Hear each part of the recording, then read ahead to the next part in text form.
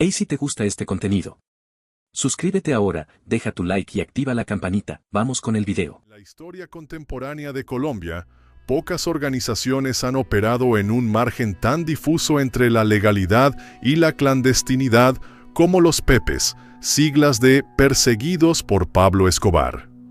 Aunque surgieron como una supuesta respuesta de víctimas del Clan de Medellín, pronto se convirtieron en una fuerza paralela que, con financiación, inteligencia y respaldo tácito de diversos actores, desempeñó un papel crucial en el desmoronamiento de una de las estructuras criminales más temidas de América Latina. Para entender su origen, es necesario remontarse a finales de la década de 1970, cuando las primeras organizaciones de autodefensas comenzaron a proliferar en el Magdalena Medio.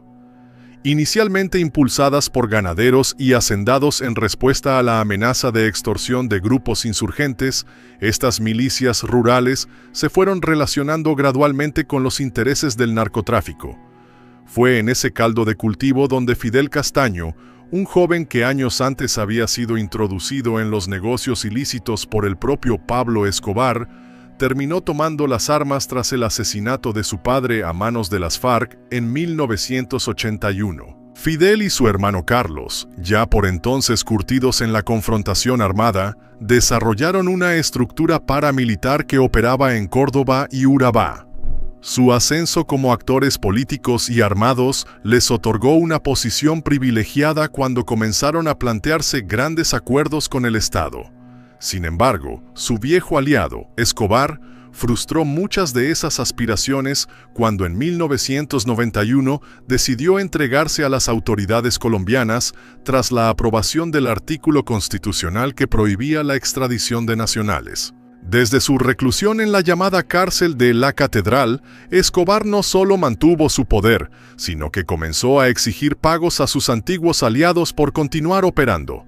Aquello tensó las relaciones con sectores clave de su propia organización, como los clanes Galeano y Moncada, que lo consideraban cada vez más impredecible y peligroso. La ruptura se materializó en julio de 1992, cuando Escobar ordenó la ejecución de Gerardo Moncada y Fernando Galeano, dentro de su propio centro de reclusión. Las muertes, que aún hoy siguen generando controversia, detonaron una cadena de traiciones, alianzas y represalias que sellarían el destino del capo de Medellín. Fernando Galeano era amigo cercano de Fidel Castaño, y su asesinato fue interpretado no solo como un acto de traición, sino como una declaración de guerra. Diego Fernando Murillo, alias Don Berna, jefe de seguridad de Galeano, logró salvarse por poco y se unió a los hermanos Castaño.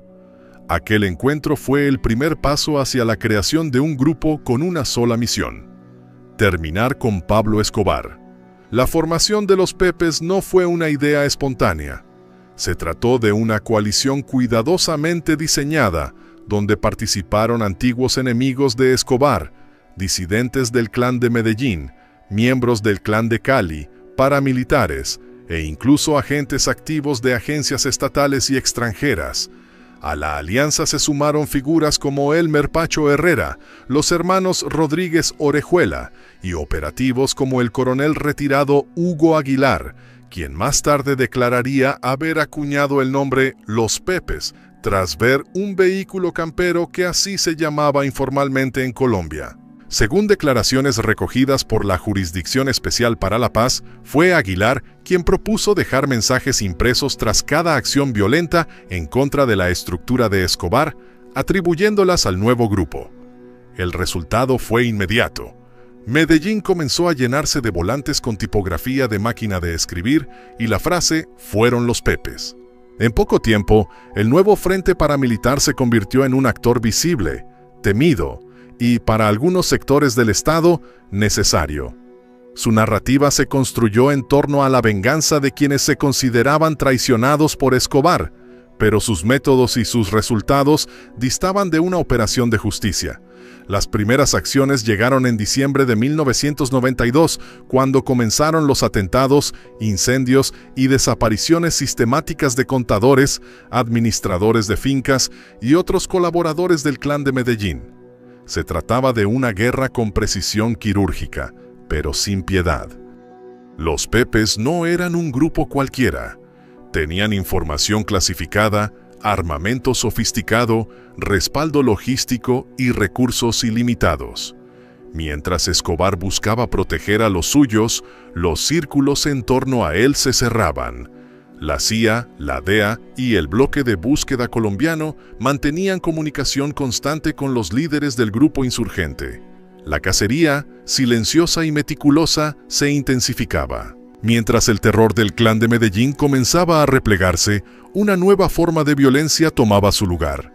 Los Pepes, financiados por la cúpula del clan de Cali y por sectores empresariales que veían en Escobar una amenaza a la estabilidad del país, iniciaron una campaña sistemática de persecución contra todo lo que tuviera relación con su antiguo socio.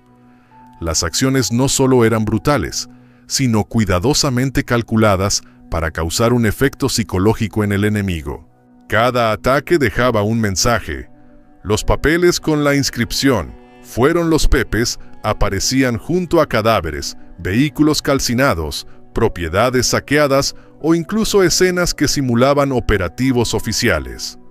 En realidad, era una red paralela de inteligencia, articulada por el coronel Danilo González, exmiembro de la Policía Nacional, quien operaba como enlace entre la estructura estatal y la insurgencia paramilitar.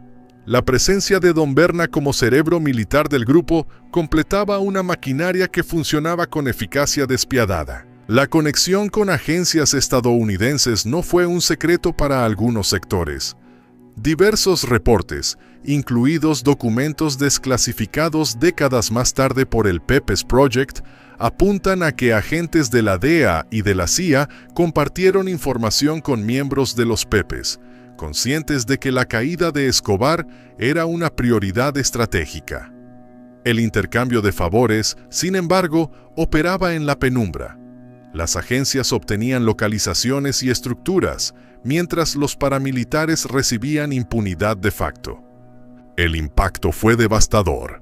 A comienzos de 1993, la organización de Escobar se encontraba debilitada, aislada y cada vez más errática.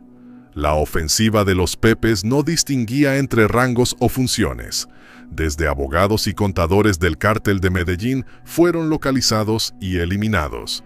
Se estima que decenas de personas fueron ejecutadas en cuestión de meses, lo que dejó a Escobar sin su red de logística básica y lo obligó a actuar cada vez con mayor desesperación. Una de las operaciones más simbólicas fue la destrucción de las haciendas de la familia de Escobar, incluyendo propiedades que pertenecían a su madre, Hermilda Gaviria.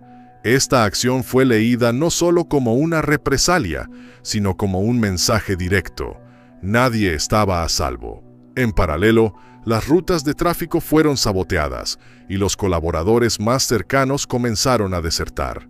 En abril de 1993, ante el aumento de la presión mediática y política, los Pepes anunciaron su disolución. Fue un gesto simbólico. En realidad, la organización nunca cesó sus operaciones. En noviembre del mismo año, sus miembros se reactivaron públicamente tras el asesinato del abogado Guido Parra y su hijo menor de edad. Estos hechos no solo evidenciaron la continuidad del grupo, sino que provocaron una reacción furiosa por parte de Escobar, quien respondió con una carta escrita a mano en la que acusaba directamente a los hermanos Rodríguez Orejuela, a los Castaño, a Pacho Herrera y al propio coronel Hugo Martínez Poveda de estar detrás de una conspiración en su contra, respaldada por el Estado colombiano. La carta, que fue publicada y circulada entre algunos medios, dejó claro que Escobar ya no confiaba en nadie. Aislado, con recursos menguantes y bajo una presión psicológica permanente, sus movimientos se volvieron erráticos. La paranoia era constante. Incluso su familia, compuesta por su esposa e hijos, fue objeto de amenazas veladas, lo que agravó su situación emocional. La red de protección se reducía a un puñado de leales. Mientras tanto, las conexiones entre los Pepes y el bloque de búsqueda se estrechaban. Muchos de los operativos estatales eran acompañados en la sombra por inteligencia proveniente del grupo insurgente.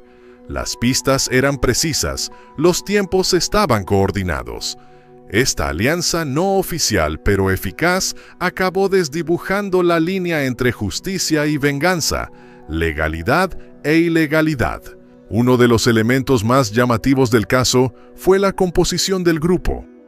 A diferencia de los cárteles tradicionales, los Pepes eran una coalición de enemigos con objetivos comunes, pero con orígenes muy distintos. Paramilitares, disidentes del Clan de Medellín, empresarios, agentes del Estado y capos del Clan de Cali. Su financiación fue una de las más abultadas de la época, con estimaciones que hablan de millones de dólares destinados exclusivamente a la logística y el armamento de la organización. La motivación no era solo justicia o venganza, también se trataba de una oportunidad para redibujar el mapa del poder criminal en Colombia. En diciembre de 1993, tras una intensa operación de rastreo en la ciudad de Medellín, una llamada interceptada reveló la ubicación exacta de Pablo Escobar. Fue hallado escondido en una vivienda del barrio Los Olivos. El operativo del bloque de búsqueda, que contó con apoyo encubierto de los Pepes, culminó con el fallecimiento del líder del Clan de Medellín. Oficialmente, fue una operación estatal. Extraoficialmente, fue la culminación de un plan ejecutado desde las sombras. La caída de Pablo Escobar no fue solo el desenlace de una guerra personal, sino también el inicio de una nueva era criminal. Con el líder del Clan de Medellín fuera del tablero, el escenario quedó libre para quienes habían empujado desde la penumbra. Los miembros de los Pepes, aquellos que supieron moverse entre la legalidad y la clandestinidad para ejecutar uno de los golpes más significativos en la historia del crimen organizado colombiano. Sin embargo, la alianza que había nacido con un objetivo tan concreto, eliminar a Escobar, no tardó en resquebrajarse. Al desaparecer su enemigo común, comenzaron las tensiones internas. El botín de guerra, las rutas de exportación, los corredores logísticos y las zonas de influencia pasaron a ser puntos de conflicto. El Clan de Cali, que ya controlaba el 80% del mercado estadounidense, intentó consolidar su hegemonía. Don Berna se posicionó como el nuevo poder en Medellín, y los hermanos Castaño buscaron expandir su control territorial mediante nuevas estructuras armadas. Fidel Castaño, considerado el arquitecto de los Pepes, declaró públicamente que la organización había cumplido su propósito. Aseguró que nunca existió una estructura formal y que su papel fue simplemente el de facilitar información a las autoridades. Sin embargo, sus vínculos con el paramilitarismo se profundizaron, dando pie al surgimiento de las Autodefensas Unidas de Colombia, las AUCE, una confederación que marcaría otra etapa sangrienta en la historia del país. Carlos Castaño, por su parte, se convirtió en uno de los rostros más visibles de las Autodefensas Unidas de Colombia. En entrevistas posteriores, admitió haber tenido contacto permanente con miembros de las fuerzas militares durante la persecución de Escobar y aseguró que los Pepes actuaron con el conocimiento, y a veces el silencio, del Estado. Afirmó incluso que su red de contactos incluía fiscales, oficiales de inteligencia e incluso periodistas. Diego Fernando Murillo, alias Don Berna, encontró en el vacío de poder de Medellín una oportunidad para consolidarse como uno de los actores más influyentes del nuevo orden criminal.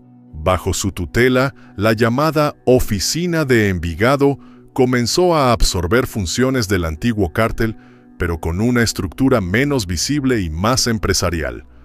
Años más tarde, sería extraditado a Estados Unidos, donde enfrentó cargos por tráfico y conspiración.